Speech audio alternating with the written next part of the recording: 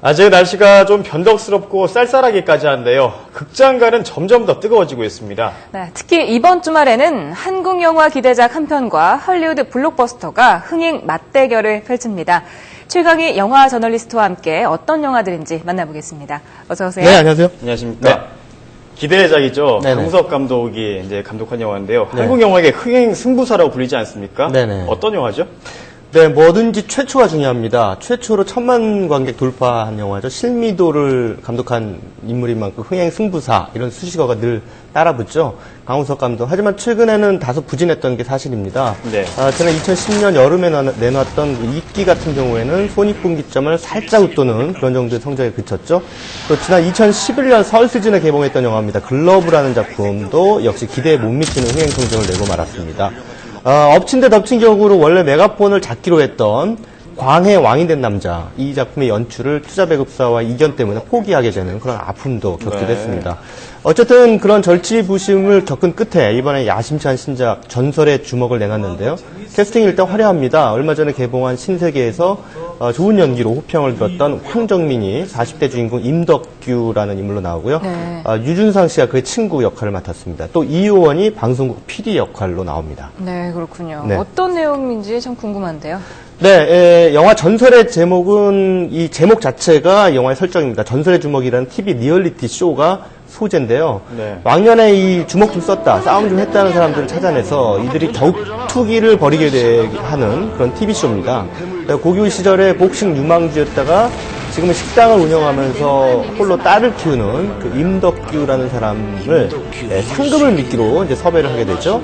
또 어렵게 생계를 이어가느라고 돈이 필요하게 되자 임덕규가 결국 이 쇼에 나가게 되는데요. 놀라운 싸움 솜씨로 승승장구하면서 일약 화제의 인물로 떠오릅니다. 여기에 이 방송국 PD는 임덕규의 고교 시절 친구이자 지금은 대기업의 셀러리맨으로 일하고 있는 이상훈이라는 인물을 섭외해서 시청자들을 위한 극적인 드라마를 만들어내려고 하는데요. 영화는 각자의 사연을 지닌 이 두 사람이 링 위에서 펼치는 대결의 현장으로 관객들을 안내하고 있습니다. 네. 식당 주인과 셀러리맨이 이제 링에서 대결을 벌인다. 네네. 이제 설정 자체가 흥미로운 것 같은데요. 네네. 이 영화 흥행 포인트 어떤 게 있을까요?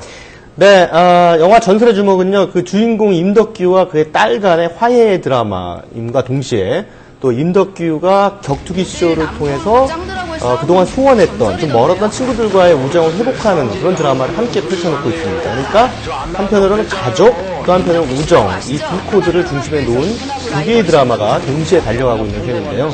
영화는 이들의 사연을 소개하기 위해서 자주 주인공들의 이 고교 시절로 되돌아갑니다. 그러다 보니까 이야기의 흐름이 다소 매끄럽지 못하고 중구난방하는 듯한 인상을 주기도 합니다만 강우석 감독은 이것을 감칠맛 나는 대사 그리고 임팩트 있는 장면으로 슬쩍 뚫고 가면서 아주 노련하게 관객들을 이야기 속으로 끌어들이고 있습니다. 네. 특히 그 격투기 장면은 주인공들이 40대라는 걸 감안한다면은 비교적 리얼하게 잘 연출했다 이런 평가입니다. 전체적으로 이 시대의 40대 남성들, 특히 아버지들을 위로하는 그런 영화라는 점에서 요즘 극장 관객들의 세대층이 30대, 40대로 이렇게 확대되고 있는 것하고 발을 맞추고 있는 작품입니다. 그런 면에서 흥행적으로는 꽤 잘 만든 영화다 이렇게 평가하고 싶습니다. 그런가 하면 톰 크루즈가 또 하나 SF 블록버스터에 출연을 했던데 네. 꽤 공을 들인 것 같습니다. 그렇습니다. 바로 오늘 개봉했어요.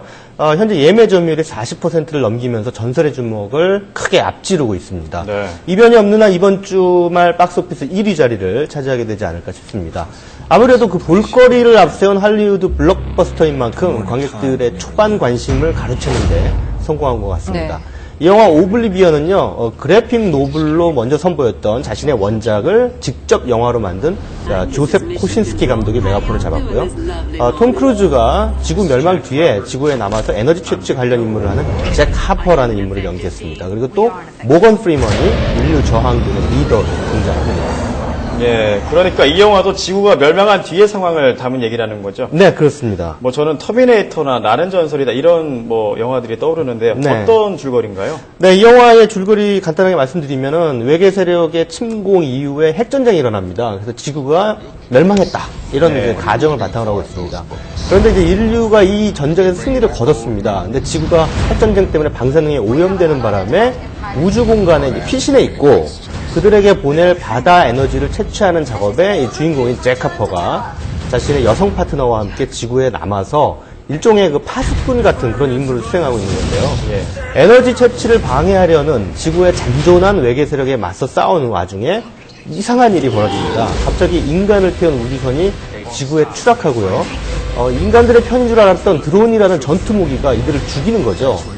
결국 잭 하퍼는 그동안 숨겨져 왔던 거대한 비밀을 알게 됩니다. 네, 그 거대한 비밀이 뭔지는 이제 영화를 직접 보실 분들을 위해서 여기까지만 듣기로 하고요. 네, 입이 좀 간지럽네요. 네, 지금까지 적지 않은 SF 영화들이 네. 묵시록적인 이야기를 통해서 의미심장한 메시지를 안겨주지 않았습니까? 네, 그렇습니다. 이 영화도 혹시 그런가요?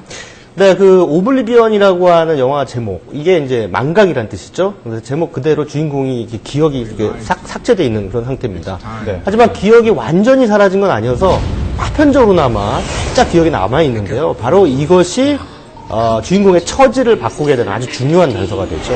그래서 인간의 정체성은 결국 기억에 있다. 이 말씀을 좀 새겨놓으셨다가 영화를 보시면은 더 즐기실 수 있지 않을까 싶습니다. SF 영화들이 자주 다뤄오는 소재 가운데 이 복제라는 코드도 이 영화에서 활용이 되고 있습니다. 매트릭스라든가 최근에 아일랜드 같은 영화들이 이런 복제 인간 이런 것에 대한 그 두려움을 드러내고 있다면 이 영화는 그 무한 복제가 가능해진 디지털 시대에 인간 정체성이라는 흥미로운 화두를 던지고 있습니다. 하지만 뭐 전형적인 오락 영화의 틀을 가지고 있기 때문에 그 화두가 그렇게 묵직하게 다가오는 건 아닙니다. 네, 50대인 톰 크루즈 정말 나이가 무색해 보이는데요. 네. 어떤 영화가 더 웃게 될지 한번 네. 지켜보겠습니다. 고맙습니다. 네, 감사합니다.